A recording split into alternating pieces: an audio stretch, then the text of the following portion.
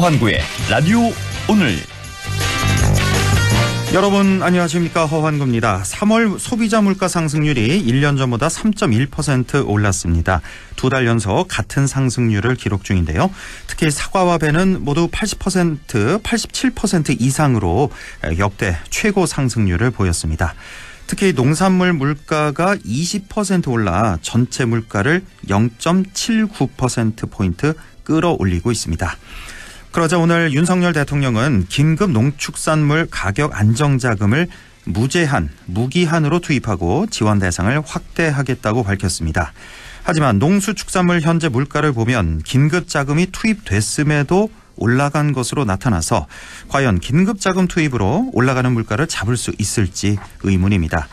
지원 대책이 실제 물가 안정으로 이어지는지도 살피고 구조적인 문제도 반드시 점검해야겠습니다. 4월 2일 화요일 라디오 오늘 광고 듣고 시작합니다.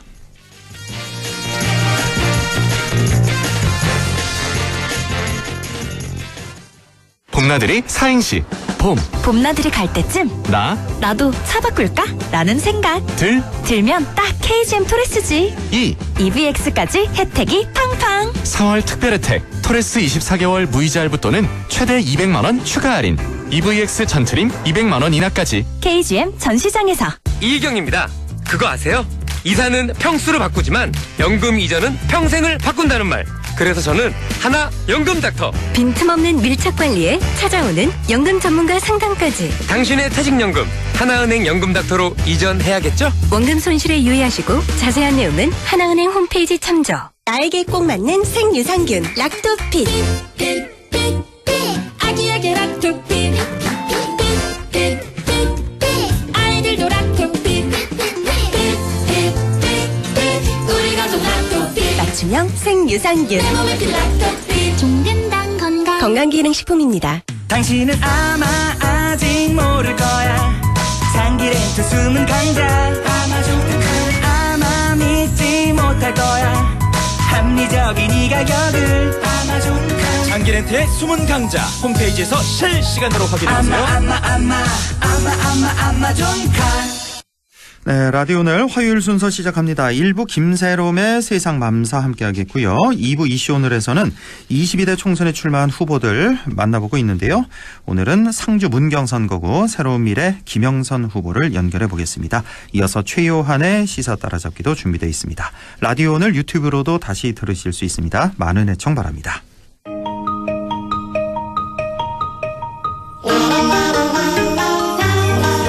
네, 젊은 엄마의 눈으로 바라본 세상, 김세롬의 세상맘사, 안동시 의회 김세롬 의원과 함께합니다. 어서 오십시오. 네, 마음이 편안한 세상, 살기 좋은 세상을 꿈꾸는 엄마 시의원 김세롬입니다. 네, 자 우리 김세롬 의원 요즘에 많이 바쁘시고 네. 목도 좀 많이 상하시고 예. 저 봤어요. 길에서 유세하시는 거. 고맙습니다. 얼마나 선거운동 하시는 거예요 요즘에? 거의 후보님과 같이 다니는 중입니다. 제가 민주당 후보다라는 생각으로 계속 뛰고 있는 중이에요, 지금. 아, 잠깐 한두 시간 하시는 게 아니고? 예, 모든 의원님들이 그러실 거예요. 그렇습니까? 네. 지금 그럼 민주당 안동예천의 김상우 후보와 또 김세롬 의원님, 시의원님, 네. 또 전복순 의원님 계시고요. 김순중 의원님 계시고, 그다음에 김정림 의원님 있으십니다. 아, 그렇게? 예천에도 이동화 의원님 계시고요. 아, 한 팀으로 해서 네. 같이 다니시군요. 네. 혹시 그 유세차 있잖아요. 네. 그 유세차가 몇 대가 운영이 되는 거죠? 안동에 한 대, 예천에 한 대예요. 아, 그래 딱 한 대씩만 네. 운영하는 겁니까? 네, 알겠습니다. 네.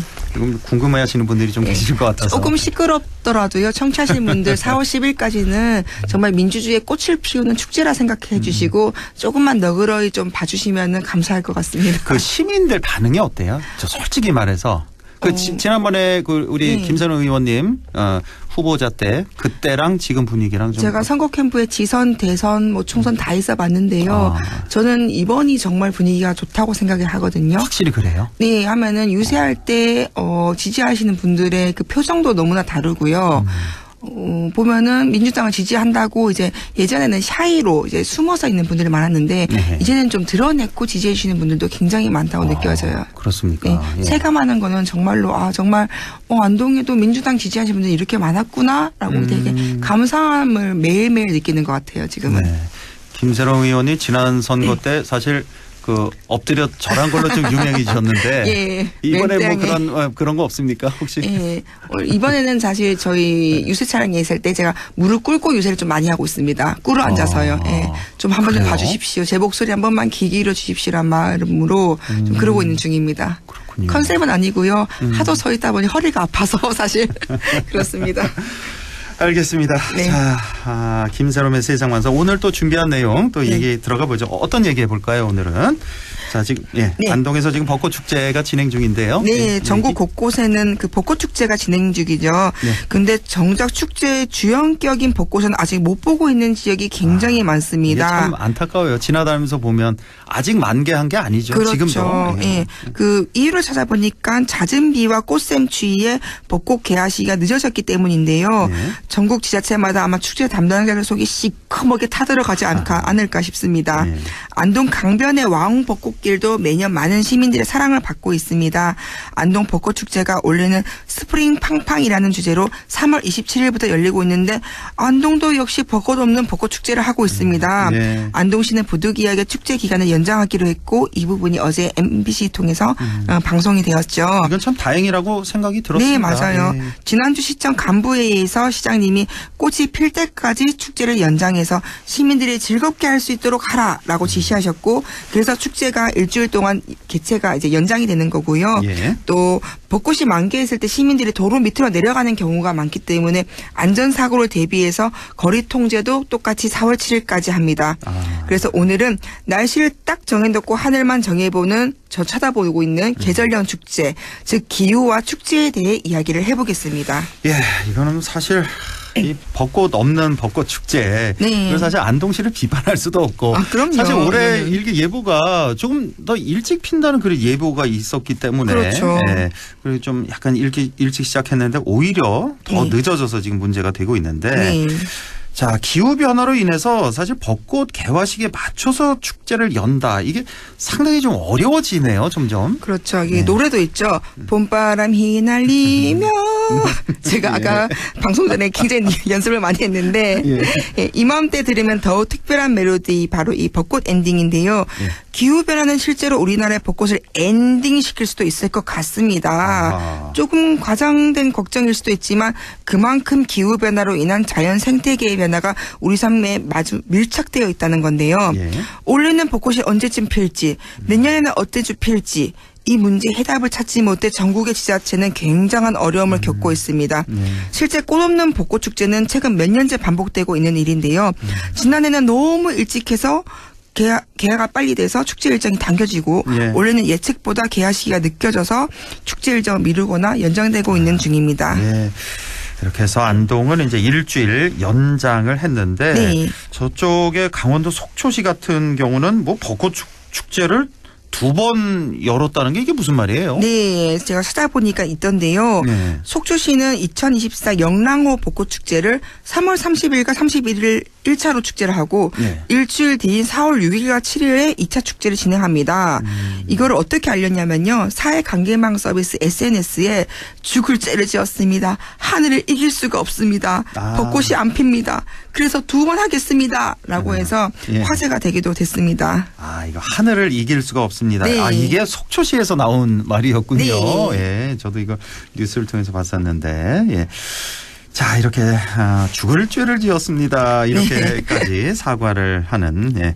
자, 벚꽃 피는 시기를 마치는 게 이제는 지자체의 큰 숙제가 된 것 같은데, 네. 뭐 속초시 예를 들어주셨는데 다른 지자체도 마찬가지죠. 네, 서울 송파구의 호수 벚꽃 축제는 3월 27일부터 열렸는데요. 물론 벚꽃이 없이 진행되었습니다. 송파구는 작년에도 축제가 열리기 전에 벚꽃이 다 져버려서 낭패를 본 적이 있고요. 예. 구미시도 지난 22일부터 26일간 진행됐던 2024 청춘 구모천 벚꽃 축제를 31일까지 연장되었습니다. 예. 아나운서님 우리나라를 대표하는 봄꽃 축제 아시는지요? 당연히 진해. 네, 맞습니다. 분황제. 그렇죠. 예. 저도 꼭 한번 가고 싶은 곳인데요. 예. 진해공황제는 사실 매년 4월 1일 날 시작하는 게 아주 고정적으로 되어 있어서 굉장히 매력적이었었는데요. 예. 올해는 벚꽃 개화 시기가 예년보다 빠를 것으로 예상되어서 개막일을 앞당겨서 3월 20일부터 시작됐지만 아하. 이 갑작스러운 꽃샘추위 때문에 벚꽃 없는 축제로 시작되었고요. 예. 다행히 4월 1일까지는 축제가 열렸고 축제 종료 시점에는 또 꽃이 또 만개했었다고 합니다. 종료 시점에 네. 만개를 한 이런 상황. 자, 그런데 뭐 아까도 잠깐 말씀해 주셨습니다만 이렇게 올해 벚꽃 개화가 늦어진 이유 네. 뭐 뭘로 볼 수 있을까요? 뭐 일조량 부족과 낮은 기온이 주 원인이지요. 벚꽃은 10도 이상의 기온이 계속 지속되고 일조량이 충분해야지만 핍니다. 그런데 올 3월에는 꽃샘추위가 너무 잦고 사실 비가 너무 많이 자주 왔죠. 맞아요. 예. 그게 개화가 늦어졌다는 주 분석인데요. 예. 올해와 반대로 지난해는 꽃이 너무 많이 피어서 빨리 피어서 문제가 되었고요. 지난해 여의도에 있었던 봄꽃 축제는 4월 4일에서 9일까지 계획했는데 이미 3월 27일에 3분의 1 정도 꽃이 피었거든요. 예. 그래서 3월 말부터 부랴부랴 축제를 개시했지만 4월에 맞춰 계약한 문화행사 공연은 벚꽃 절정기에 진행되지 못했습니다. 그런데 이게 사실 서울같이 인구가 워낙 많은 도시는 벚꽃 절정기에 구애받지 않고 행사가 진행되어도 큰 타격이 없습니다. 사람이 늘 많은 곳이기 때문인데요. 예. 하지만 지방의 사정은 다르죠. 그렇죠. 네. 예. 또 벚꽃 축제로 유명한 경주시도 올해는 축제 연예인 섭외를 포기했다면서요. 네, 아예 포기를 했습니다. 사실 2달쯤 전부터 축제 일을 확정돼야지만 섭외 일정을 조율할 수 있는데요. 맞아요. 이 꽃이 피는 날짜를 예측할 수 없기에 할 수가 없는 거죠. 연예인들 이 일정 조율을 보통 2-3달 전에 하거든요. 그렇죠. 그러니까 예, 이거 할 수가 없죠. 이렇게 그러니까 되면. 제가 좀 전에 말했듯이 지방의 경우는 벚꽃 효과랑 더불어 행사가 진행되어야지만 관광객 유치가 효과적인데 그러하지 못해서 아예 포기한 부분입니다. 또 지난해에는 개화를 늦추려고 안간힘을 쓴 지자체도 있어서 소개드리면은 그 불광천 벚꽃 축제가 있습니다. 서울 은평구에요. 예. 여기는 벚꽃을 비치는 조명을 아예 일제 소등을 했습니다. 밤에 색다른 벚꽃 분위기를 만들기 위해 설치한 조명이었는데요. 밤에 빛을 비추면은 개화가 빨라질 수 있기 때문에 불을 끄는 그 웃기지만 슬픈 요즘 신조어로 우픈 일이 지난해에 있었습니다. 이런 게 또 있었군요. 네. 지난해. 예. 자, 이렇게 기후 위기로 인해서 계절형 축제가 이제 전국적으로 다 위기를 맞고 있다 이렇게 볼 수가 있겠네요. 네, 이 기후 변화는 경제와 환경, 생태, 보건, 농업 등 정말 다양한 분야, 우리 삶의 모든 분야에 있어서 참 사실 영향을 미칩니다. 관광 분야도 환경과 밀접한 강연성을 갖고 있기 때문에 기후변화 영향이 매우 클 수밖에 없습니다. 예. 특히 우리나라 축제 콘텐츠를 찾아보니 기후 반응에 민감도가 높은 특산물, 자연환경 그리고 생태 자원을 활용한 경우가 33%를 차지하고 있습니다. 지역마다 특산물 축제는 다 있지 않습니까? 그렇죠? 예. 기후는 그 지역 축제의 성패를 좌우하고 있다고 해도 과언이 아닙니다. 예를 들면 꽃축제는 이상 저온이나 이상 고온으로 인해 꽃의 개화 시기가 변동하여 개최 시기 문제로 날짜가 변동되고 취소되는 등의 준비를 많이 어려움을 겪고 있습니다. 사실 열심히 준비한 많은 주민분들과 지자체에서는 정말 속상할 수밖에 없는 일이고요. 특산물은 폭염과 폭우, 태풍 등 기사 여건에 따라서 특산물 생산량의 변동이 커지면서 행사가 열리지 못하거나 행사 관련 예산이 대폭 증가하기도 합니다. 특히 겨울축제죠. 안동도 이번에 그랬는데요. 암산 네, 얼음축제. 그렇죠. 얼음축제. 얼음과 눈을 소재로 할 경우에는 따뜻한 겨울이 지속되면서 행사가 취소되는 경우가 많아지고 있고 행사를 강행하더라도 눈과 얼음을 활용한 시선과 그 프로그램 운영이 어려운 현실입니다. 안동도 아까 말씀하신 것처럼 사계절 축제를 핵심 테마로 봄, 여름, 가을, 겨울 등 연중 관광 이벤트를 개최하고 있는데 이 축제 실무자들이 기후변화에 어떻게 대응하고 축제의 지속성을 유지할 것인가에 대한 고민이 깊어지고 있는 상황입니다. 그러네요. 이 계절형 축제 참 이 어려운 점, 문제점 이런 말씀을 쭉 해주셨는데 암산 얼음축제가 참 대표적인 것 같아요. 이게 우리 지역의 대표적인 겨울 축제고 다른 지역에서도 상당히 많이 오더라고요. 잘 몰랐는데. 엄청나게 많이 와요. 그런데 어린이들은 또 손꼽아 기다리는 그렇죠. 축제고. 저도 사실 얼음 축제 할 때마다 가서 썰매 미느라 이제 막 콧물과 땀이 범벅된 기억이 많이 있는데요. 이게 저는 여기서 한마디만 말씀드리면은 사실 제일 처음에는 겨울 페스티벌로 해서 그 지역 주민들이 만든 축제가 암산 얼음 축제로 바뀌면서 한 건데 이 얼음이란 말을 빼고 다시 그냥 겨울 페스티벌로 돌아가면은 그냥 얼음이 얼든 안 얼든 간에 겨울 되면 그다음에 12월 되면 대형 크리스마스 트리가 있고 그다음에 얼음이 1월쯤 되면은 뭐 얼음 위에서가 아니더라도 뭐 이글루라든지 겨울에 할 수 있는 민속놀이를 하는 그런 축제로 하면은 네. 얼음 축제라는 말이 없이 그냥 항상 안동에 가면은 겨울을 느낄 수 있다라고 사람들이 생각하지 않을까 생각해 봅니다. 네. 자, 이 지자체 각 우리나라 뭐 모두 다 그럴 것 같습니다. 네. 뭐 계절형 축제, 이 기후 위기에 좀 영향을 많이 받는 그런 축제가 전국적으로 많은데 네. 잘 좀 대처를 해야 될 것 같네요. 자, 이렇게 기후 변화로 인한 벚꽃 축제 등등 계절형 축제가 위기를 맞이할 수밖에 없는 현실을 오늘 말씀해 주셨는데 오늘 여기까지만 하고 다음 주에 또 같은 주제로 계속 이어서 하나요? 네. 그렇죠? 네, 다음 주에 또 이어가겠습니다.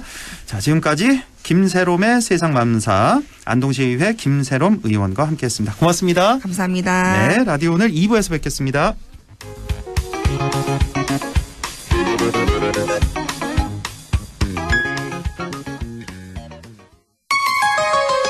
MBC 라디오 밤새우로 못 잤는데 방긋 웃는 얼굴에 힘이 나는 아이러니.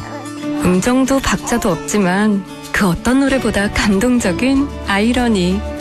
세상 힘들지만 세상 행복한 아, 이러니 아이를 키우나 봅니다. 공익광고협의회. 예, 며느라. 밥 했어? 설거지 했어? 쓰레기 버렸어? 청소했어? 빨래했어? 개밥 줬어? 아들 낳았어? 딸 낳았어? 아무것도 안 하고 싶다. 이미 아무것도 안 하고 있지만 더 격렬하게 아무것도 안 하고 싶다. 지금은 그냥 라디오만 듣고 싶다. MBC 라디오. MBC 라디오. 라디오 청취자 10명 중 4명이 듣는 방송. 국가대표 라디오 MBC 라디오.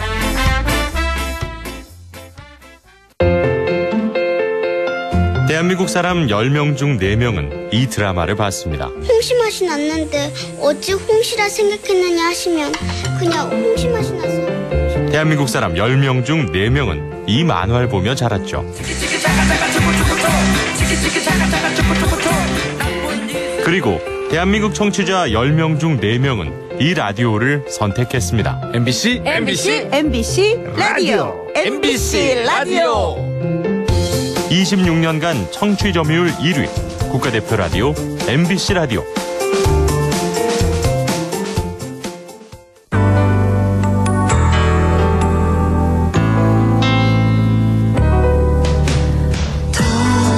어렵던 날도 많았죠. 우리 함께 한다면 따스함을 느껴요. 사랑이 있어요. 소중한 꿈을 이뤄봐요.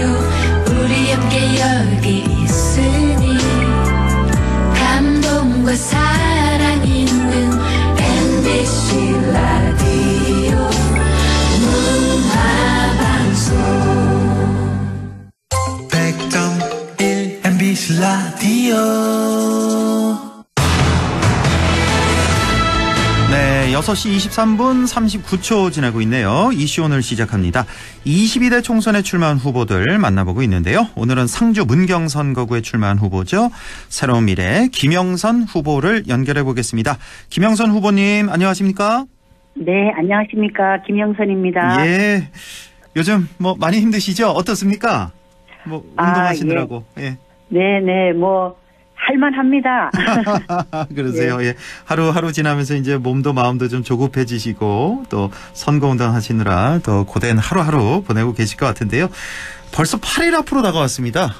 이제 네, 사전 투표는 사흘 앞으로 이렇게 다가온 상황인데 지금 상주 문경 분위기는 어떻습니까?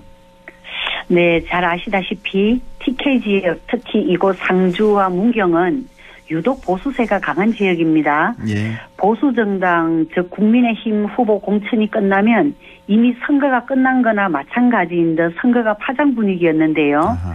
제가 출마하면서 기호 6번이 생기고 새로운 선택지가 생기면서 다시 선거에 관심을 두는 듯합니다. 예. 제3의 선택지를 원하는 주민이 예상보다 더 많다는 것을 피부로 느끼고 있습니다. 아, 그렇군요. 기호 6번 새로운 미래 김영선 후보와 얘기 나누고 있는데 그러면 상주 문경 같은 경우는 국민의힘, 민주당, 새로운 미래 이렇게 유력한 3자 후보 간 대결인가요? 네, 현재는 그렇습니다. 선거 구도가 그렇고 네. 내일은 또 저희 안동 MBC 출연하시나요? 혹시? 네, 그렇습니다. 후보자 토론회. 내일 토론회 갑니다. 그렇죠. 5시 10분부터 안동 MBC를 통해서 생방송으로 토론회가 있다는 점도 말씀드립니다. 자, 상주 문경 선거구에서 이제 새로운 미래 후보로 우리 김영선 후보가 출마를 하셨는데 상주에서 태어나서 상주에서 또 오랜 사업과 정치 활동을 해 오셨습니다. 자, 잘 모르는 분들을 위해서 본인 소개를 다시 한번 좀 해주시죠. 네, 저는 상주 초등, 상주 여중, 상주 여고를 나온 상주 사람입니다. 그리고 대구의 경북대학교를 나와서 경기도 고양시에서 살다가 다시 고향 상주로 내려와서 토리식품이라는 친환경 농산물 가공 공장을 운영하고 있습니다. 아, 직접 운영하시는 겁니까? 가공 네, 공장을? 남편하고 같이 하고 있고요. 예. 이렇게 기업 활동하는 가운데서도 지역사회에 많은 관심을 가지고 여러 활동을 해왔습니다. 참교육 학부모회 또 뭐 환경단체 같은 시민단체 활동을 했고 그러다 보니 자연스럽게 정당 활동을 하게 됐습니다. 그래서 지난 2018년도에는 경북도의원을 했고요. 그리고 민주당 상주 문경 지역위원장도 했습니다.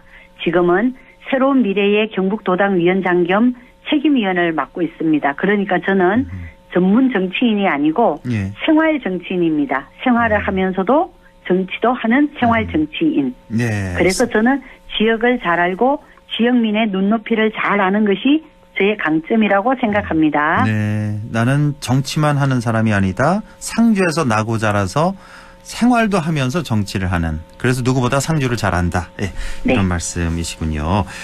자, 더불어민주당 후보로 경북도 의회 비례대표 후보로 출마해서 당선도 하셨습니다. 지난 2018년 말씀하시는 거죠. 네. 예. 자, 이번에는 이제 새로운 미래로 당을 바꾸신 건데, 네. 당시에 바꾸실 때 어떤 특별한 이유가 있으셨는지요? 예, 저는 지난 20년 동안 민주당에 몸담고 있으면서 지역주의 벽을 허물기 위해 나름대로 많은 노력을 해왔습니다. 지난 2018년도에는 비례대표로 도의원을 하는 등 민주당의 혜택을 받았다고 할 수 있을 정도로 고락을 함께 해왔습니다.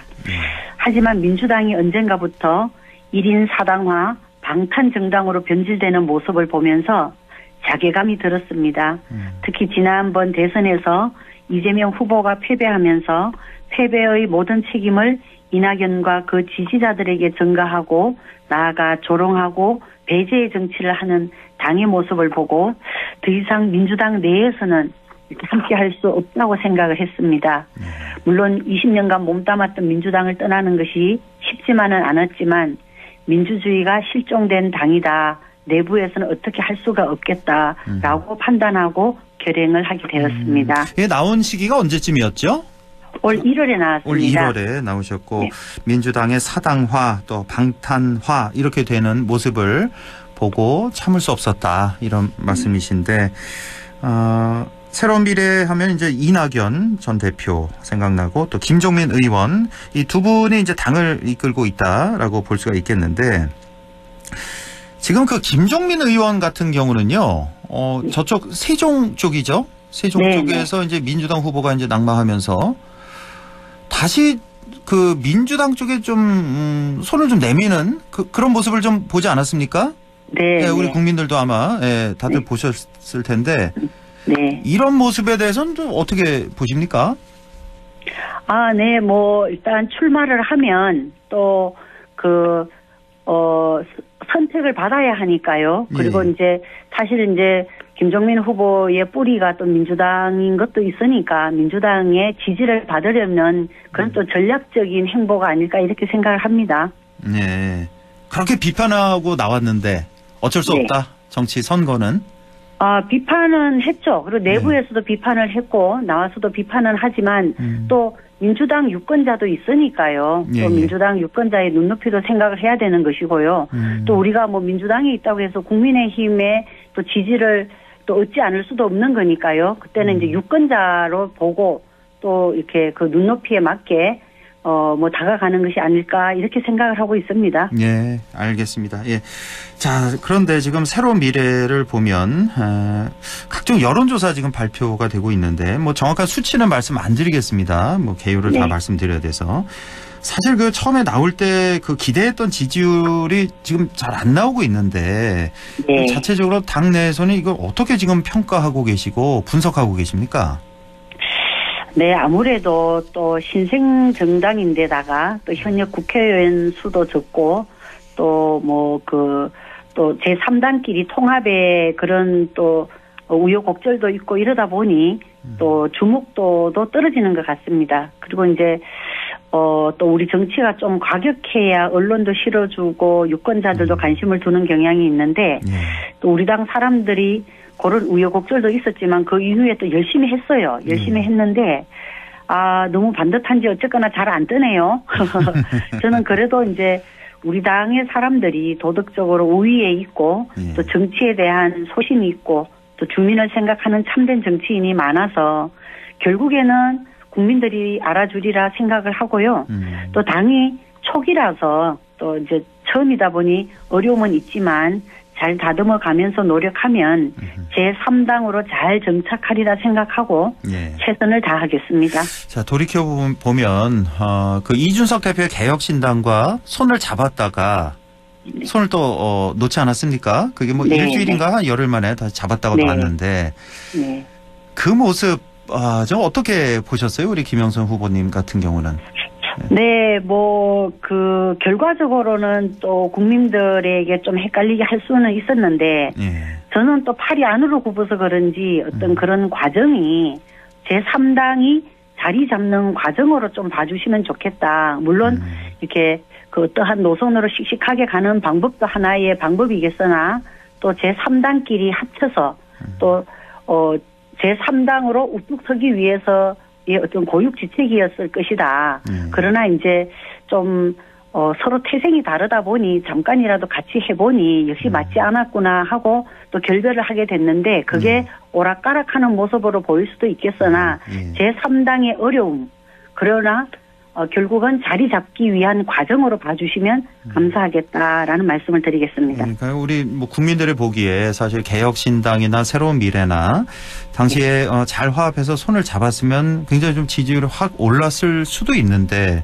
손을 잡았다가 놓는 과정을 보면서 상당히 실망한 국민들이 많고 거기서부터 개혁신당도 그렇고 새로운 미래도 지지율이 조금 이렇게 쭉 빠지는 그런 모습을 봤단 말이에요. 저희 당 같은 경우는 이제 처음이나 나중이나 같았어요. 같았는데 아마 개혁신당에서 좀 빠지면서 그렇게 다시 손을 놓은 것 같습니다. 그래요. 예. 알겠습니다. 자, 우리 김영선 후보께서는 거대 양당 심판 그리고 3대 민생 개혁 이거를 캐치프레이즈로 내걸고 있는데요. 자, 먼저 거대 양당 심판 이건 뭐 어떤 말씀 주시겠습니까? 네, 윤석열 정권은 한마디로 좀 무능하고 또 무도하다라고 말할 수 있겠습니다. 뭐 지금의 경제 지표를 일일이 열거할 것도 없이 민생이 얼마나 어렵습니까? 또 정치적으로도 뭐 이태원 참사, 최수건 상병 사망 사고, 또 잼버리 사태 등에서 보듯 무능함의 극치를 보여주는데도 집권당인 국민의힘은 찍소리도 못하고 정권 눈치 보기에 바쁩니다. 또 이재명의 민주당은 개인 사당화가 되어버렸고 방탄 정치로 180석임에도 민생 개혁을 이루지 못하고 있습니다.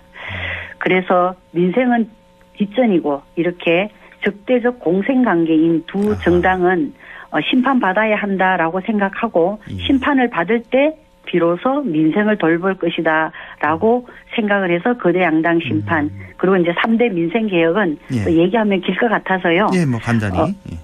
뭐 불평등과 양극화 해소, 이제 수도권 일극주의에 맞서는 그런 불평등과 양극화 해소, 그리고 저출생 문제 해결 대책, 지역 경제 활성화, 같은 얘기를 했습니다. 예, 불평등, 양극화 해소, 저출생 문제, 또 지역 경제 활성화 이렇게 3대 민생 개혁을 외치고 있는 겁니다. 자, 이민청 설립 공약을 제시하셨는데요. 뭐 이민청 설립이 필요하다고 보시는 뭐 까닭 뭐 좀 설명해 주신다면요. 네. 이민청은 제가 그 경북 도의원 당시 저출산 고령화 특별위원장 할 때부터 생각했었습니다. 예. 지금 농촌 어디에도 외국인 일손이 없으면 농사를 지을 수가 없는 형편이라는 건 모두가 공감할 것입니다. 이제 상주를 예로 들면 상주 곶감은 전국 곶감 생산량의 60%를 차지할 정도로 그 규모가 아주 큽니다. 그래서 곶감 가공철만 되면 수천 명의 외국인이 몰려와서 농사일을 거들고 있습니다. 이 밖에 또 각종 생산 현장이나 자영업자들도 인력의 상당 부분을 외국인에 의존하고 있습니다. 근데 그 3D 업종 회피하고 출산율 저하 등으로 지금 부족한 일손인데 저는 그래서 선제적으로 이민청을 설립해서 외국인들의 국내 정착을 도와주는 것이 맞다. 이제는 법제화해야 한다라고 생각을 하고 있고요.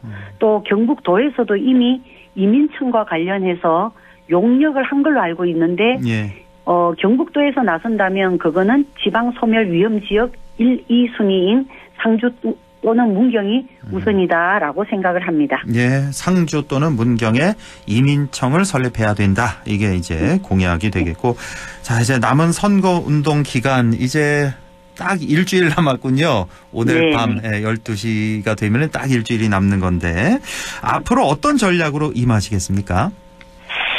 네, 제가 이제 그 보수 많이 찍어줬지 않냐 지금까지. 근데 그 결과가 지방 소멸인데 여전히 보수에 투표할 것인가 이제 좀 바뀌어야 하지 않나라고 주구장창 외쳐왔습니다.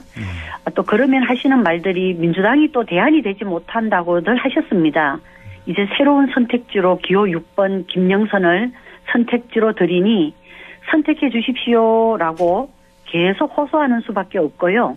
이렇게 한 표 한 표 호소하면 결국 중도층의 합리적 보수 주민들은 고개를 끄덕이면서 저희에게 투표를 해주시라 이렇게 믿고 있습니다. 예, 자 이제 시간이 다 돼서 끝으로 덧붙이고 싶은 말씀 전해주시죠. 네, 상주 문경 주민 여러분, 저는 도의원 하면서 지역 밀착형으로 구석구석 살폈고 또 상주에서 나고 자라고 우리 아이들도 상주에서 키웠습니다. 누구보다 지역에 애정이 많고 지역을 잘 압니다. 그리고 저는 능력이나 진정성 면에서 검증받은 사람입니다. 지속 가능한 상주 문경을 위해서 저의 진심을 알아주시고 일할 기회를 주시길 다시 한번 부탁합니다. 예, 알겠습니다. 상주 문경 선거구 새로운 미래 김영선 후보를 만나봤습니다. 후보님 힘내십시오. 고맙습니다. 네, 감사합니다. 라디오 오늘에서는 청취자 여러분의 참여를 기다리고 있습니다. 우리 지역에서 발생한 사건 사고 소식이나 함께 토론하고 싶은 내용을 안동 MBC 홈페이지 라디오 오늘 게시판에 올려주시기 바랍니다. 전화와 문자 참여도 하실 수 있습니다. 전화는 851국에 7191번, 문자는 샵 0913번으로 보내주시면 됩니다. 문자는 단문 50원, 장문 100원의 정보 이용료가 있습니다. 여러분의 많은 참여 바랍니다.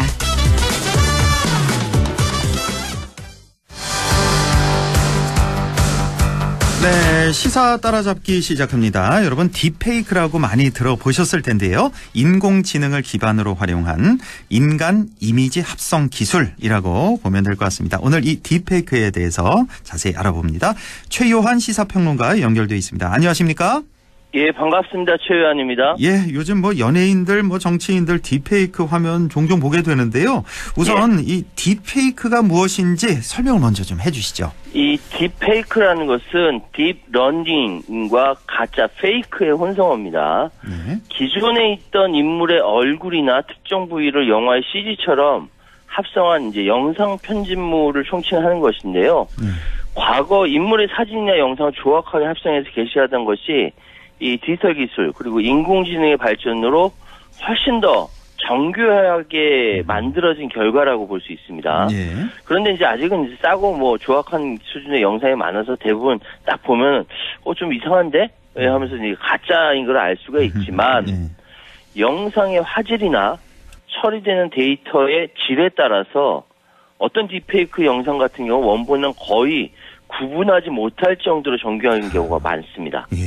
특히나 이제 유명인들 같은 경우는 온라인에 공개된 리소스의 양이 많기 때문에 영상 합성이 굉장히 용이하다라고 하거든요. 그러다 보니까 얼마든지 딥페이크를 통해서 그 범죄에 크게 일조하는 경우도 많고요. 예. 그러다 보니까 그 본인은 한 번도 이게 뭐 말한 적도 행동한 적도 없는데 자기가 딱 등장해서 그 얘기하고 있으니까 굉장히 큰 충격을 받는다고 합니다. 그러니까요. 예. 딥러닝과 페이크의 혼성어. 예. 딥페이크가 되겠습니다. 자, 저도 뭐 화면에서 한번 봤었는데 점점 이 기술이 발전이 돼서 정말 알아볼 수 없을 정도고 예, 맞습니다. 생각보다 굉장히 간단하다는데 더 놀라웠던 이 딥페이크가 되겠습니다. 자, 지난 2월 중순쯤으로 기억하는데 배우 송혜교 씨, 조인성 씨의 딥페이크 영상이 있었는데 이게 투자 권유 사기 범죄에 이용됐더라고요. 맞습니다. 이게 조인성 씨, 송혜교 씨 배우의 얼굴과 음성을 조작한 가짜 영상을 활용해서 투자를 권유하는 사기범죄 피해가 드러났는데요. 예. 영상 속에서 조인성 씨와 송혜교 씨가 안녕하세요, 저 조인성입니다, 송혜교입니다 이렇게 진짜 이야기하고요. 이 행사를 개최해 주는데 감사합니다 이렇게 얘기를 한대요. 예. 아주 자연스럽게. 예. 근데 이게 딥페이크를 만들어서 가짜 영상이라는 거죠. 그러니까요. 이 조직이 주식 투자계에 굉장히 유명한 인사의 뭐 이렇게 관계자라고 하면서 이제 투자자들한테 접근했고 보십시오 이거 조인성하고 송혜교도 여기 참여하고 있지 않습니까 하면서 영상을 보여주는 거예요. 예. 그러면 일반인들은 이런 사람 유명한 사람들도 참여하네라고 하면서 투자를 한다는 거죠. 그 투자금을 편취했다라는 겁니다. 그러니까 경찰이 이제 해당 사건을 수사를 했는데 영상을 보고 믿고 투자했다 돈을 날렸다는 사람이 엄청나게 많았다는 거예요. 네. 뭐 피해액이 수백억이라고 하는데 어마어마한 거죠. 또 지난해 11월에는요. 1891명에게 1491억 원을 가르친 보이스피싱 일당이 붙잡혔는데 이 일당이 딥페이크 피싱 범죄로 영역을 넓히기 직전에 경찰에 검거가 됐다는 겁니다. 잡고 보니까 이 보이스피싱 일당이 검사의 얼굴, 검사의 목소리를 얹은 딥페이크 영상을 범죄에 활용하기 위해 연구 작업을 하고 있었던 것으로 나타났어요. 그렇군요. 예. 이게 상상을 초월하는 거죠. 검사가 등장해서 이 사람들은 진짜니까 의심하지 마시고 뭐 이런 식으로 얘기한다라는 거예요. 알고 보니까 그 사람 맞아요. 나중에 알고 보니까 딥페이크였다. 이게 큰 피해가 있을 수 있었던 거죠. 이렇게 또 사기 범죄에 또 이용이 되는. 그러니까 또 아주 뭐 우리 조인성 송혜교 하면 뭐 모르는 국민이 없으니까 이런 사람들이 나오지 인사하고 감사한다 뭐 투자하세요 하면은 넘어갈 수도 있다라는 그런 생각이 좀 들고 절대 이거 속지 마시기 바랍니다. 예. 자, 그런데 이 또 하나 문제가 딥페이크 하면은 이 성범죄 유명 연예인들 얼굴 이렇게 합성해서 성범죄도 많이 이용되지 않습니까? 그러니까 이제 인공지능 기술의 발전으로 누구나 쉽게 딥페이크를 만들어낼 수 있는 프로그램이 온라인에 유통이 된다라는 거죠. 그러다 보니까 유명한 사람뿐만, 그러니까 우리나라 기본적으로 지금 뭐 K-팝이 워낙 이렇게 전 세계적으로 인기가 있다 보니까 그 K-팝 여성 가수들이 이 딥페이크로 인한 피해자가 굉장히 많대요. 그런데 뿐만 아니라 일반인들도 피해를 당한다는 겁니다. 그러니까 한 딥페이크 웹사이트 같은 경우는 이미지 파일 한 장만 입력하면은 정말 그 컴퓨터를 잘 다루는 사람이 아니어도 손쉽게 불법 음란물을 만든다는 겁니다. 아까 진행자님께서 말씀하셨던 것처럼 그게 너무 쉽게 만들어진다는 거죠. 그리고 지난해 10월에 모 소셜 네트워크 분석기업 발표 자료에 따르면은 그 전달, 작년 9월 한 달 동안만 이 딥페이크 웹사이트, 물론 전 세계인들 대상으로 한 것입니다만 2,400만 명이 방문했다라는 겁니다. 그러니 피해 사례도 자연히 급증할 수밖에 없는 것이고 우리나라 그 방송통신위원회에 따르면 딥페이크를 포함한 성적 허위 영상물에 관한 신고가 2021년에 1913건에서 2년 후 2023년까지 2년 사이에 5,996건, 3배 이상 늘었다라고 합니다. 이게 앞으로도 점점 또 늘 것 같은 이제 기술이 발달되면서 그런 또 좀 암울한 생각도 좀 들고. 자, 자, 지금 뭐 우리나라뿐만 아니라 또 외국에서도 이 딥페이크를 아주 난리라고 하는데 예. 얼마 전에 그 테일러 스위프트 이거 다들 아는 가수 이렇게 뭐 유명 인사들이 등장하는 바람에 아주 발칵 뒤집혔잖아요. 그러니까 세계적인 팝스타 테일러 스위프트는 지금 현존하는 전 세계 1위 이 가수지 않습니까? 예. 근데 음란물로 등장하니까 발칵 뒤집어지지 않겠어요? 그럼요. 이게 이제 알고 보니까 유해성 미국의 온라인 커뮤니티 4chan이라는 데가 있는데 예. 여기 있는 회원들이 일종의 챌린지로 만들었다라는 거예요. 누가 더 자연스럽게 테일러 스위프트의 음란물을 만들 수 있으니까 이게 챌린지로 만들었대요. 그 참. 근데 여기가 정말 증오 표현이나 음모론, 인공지능을 사용해서 인종차별, 그런 공격적인 콘텐츠를 만들고 공유하는데 악명이 높은 온라인 커뮤니티라고 합니다. 그래요. 이 여러 가지 이제 나쁜 짓을 많이 해요. 이걸 좀 닫아야 되는데. 근데 테일러 스위프트뿐만 아니라 스칼렛 요한슨도 자신의 사진과 얼굴, 목소리 가지고 무슨 광고에 이용한 AI 인공지능 앱 제작사를 법적 조치를 취했고요. 예. 또 톰 행크스라는 유명 배우도 이 사람이 뭐가 아쉽다고 치과 보험에 광고를 합니까? 유포됐다고 경고하고요. 하여튼 우리나라뿐만 아니라 외국에서도 굉장히 이 딥페이크 때문에 난리인 것 같아요. 그런데 우리나라는 아시다시피 전 세계에서 알아주는 IT 강국이지 않습니까? 그렇습니다. 우리나라는 굉장히 심각한 거죠. 이게 더 퍼지기 전에 이 딥페이크 범죄에 대해서 처벌을 좀 강화해야 될 것 같은 그런 생각이 좀 드는데요. 지금 처벌이 어떻게 제대로 이루어지고 있습니까? 이게 사실 이게 심각성이 있기 때문에 2020년 6월 25일 날 이 불법 합성물 제조 유포에 대한 처벌 규정을 담은 성폭력 범죄 처벌에 대한 특례법 개정안 시행이 됐습니다. 지난 2020년에 이미 시행이 됐어요. 그래서 허위 영상물 반포 목적으로 사람 얼굴 신체 음성 대상 촬영물 영상물 이렇게 하게 되면은 5년 이하의 징역 또는 5천만 원 이하의 벌금에 처한다. 상당히 센 이 처벌이 되도록 법이 되어 있거든요. 근데 실제로는 처벌이 잘 안 된대요. 실제로는 왜 그럴까요? 왜 신종 범죄라서 그런가요? 왜 그럴까요? 그러니까 이런 사례가 있습니다. 물론 이제 이번에 나온 이 2020년에 있었던 이 딥페이크 처벌 특례법 개정안 실시 이전에 있었던 이 사건이긴 한데 이른바 한양대생 사건이라고 있거든요. 한양대생 사건. 2017년 12월 달에 실제로 우리나라에 있었던 일인데 어떤 사람이 지하철에서 휴대폰을 주웠어요. 근데 휴대폰을 돌려주려고 찾아보니까 휴대폰 주인이 한양대의 남자 이씨성을 가진 남학생인데 무수한 합성 음란물이 있었다라는 거죠.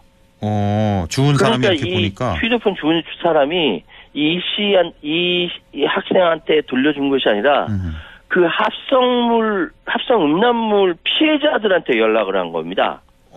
왜냐하면은 소위 얘기해서 피해자 이 휴대폰 주인이 늘 감사하다, 합성 부탁드린다면서 누군가한테 사진, 이름, 얼굴, 실제 전화번호, 주소 이것까지 다 보낸 것이 자료로 남아 있었거든요. 이걸로 인해서 피해자 모임이 만들어졌어요. 그러니까 알고 보니까 이 학생이 멀쩡해요. 20대 초반에 멀쩡한 학생인데 한양대생인데 학과 절친부터 동아리 선후배, 고등학교 동창, 학원에 다녔던 아는 모든 20대 거의 초반 여성 지인들을 모두 다 그렇게 학생으로 만들어버린 거예요. 이야, 참. 얼마나 황당했을까. 결국은 그래서 피해자 모임이 만들어지니까 이런 상황이 됐으니 얼마나 충격받았습니까. 그래가지고 다 모여가지고 학교 퇴학시켜라.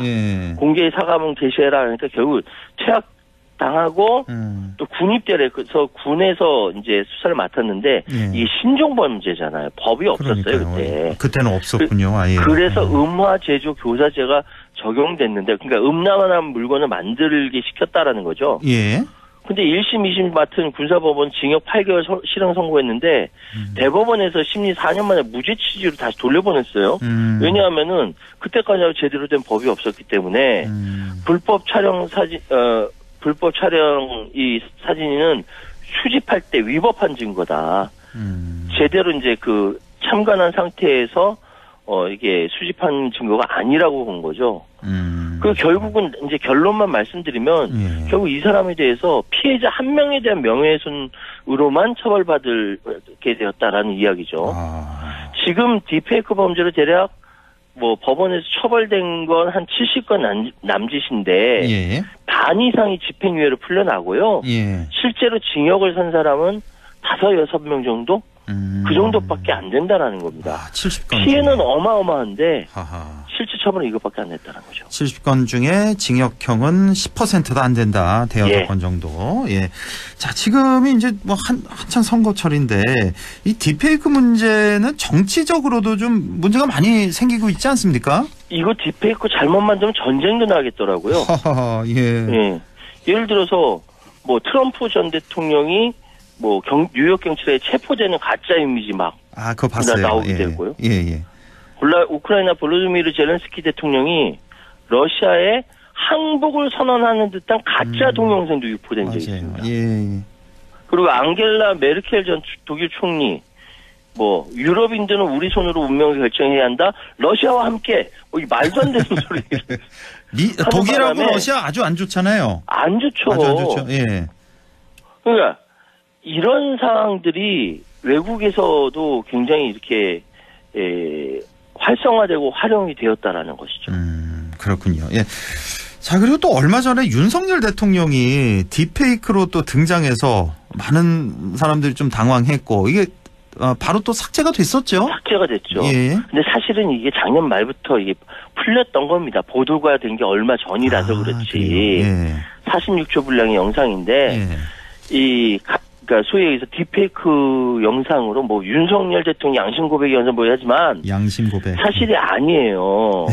그러니까 방송통신위원회에서 공문보내서 막 이거 삭제 차단하고 긴급하게 했는데 사실 이게 작년 연말에 풀렸던 부분인데 보도가 최근에 돼서 사람들이 진짜 깜짝 놀랐죠. 이게 또 상당히 좀 이슈가 됐던 게 이건 딥페이크 영상이다라고 또 알리면서 이제 화면이 시작됐기 때문에 이거를 강제로 삭제까지 시킬 필요가 있냐, 이거 풍자 아니냐, 뭐 그래서 또 상당히 논란이 또 있었던. 그런데 딥페이크로 풍자라는 것이 처음이라서 굉장히 보는 사람들도 찬성하든 반대든 다 당황했을 거예요. 그러니까 저 윤석열은 뭐 국민을 괴롭히는 법을 집행해온 사람이다. 나는 무능하고 부패하다. 뭐 이런 식이니까. 자, 이런 일이 또 있었고 총선을 앞두고 유권자를 상대로 한 딥페이크를 이용한 그 선거운동 행위. 이거는 공직선거법을 위반한 거죠? 예, 명백하게 위반한 것이고요. 지난달 29일부터 지난 16일까지 19일간 유권자를 상대로 딥페이크 선거운동 공직선거법 위반한 것만 129건이라고 하는데 이렇게 하시면 안 됩니다. 그리고 선거법이 굉장히 엄하기 때문에 공직선거법 무섭다는 거 아셔야 되고 어쨌든 이제 뭐 선거 며칠 남지 않았는데 이런 일 벌어지면 안 되겠다라는 생각이 들어서 오늘 주제 정했는데요. 어쨌든 기술이 발전하는 것만큼 사람들의 의식도 발전해야 된다.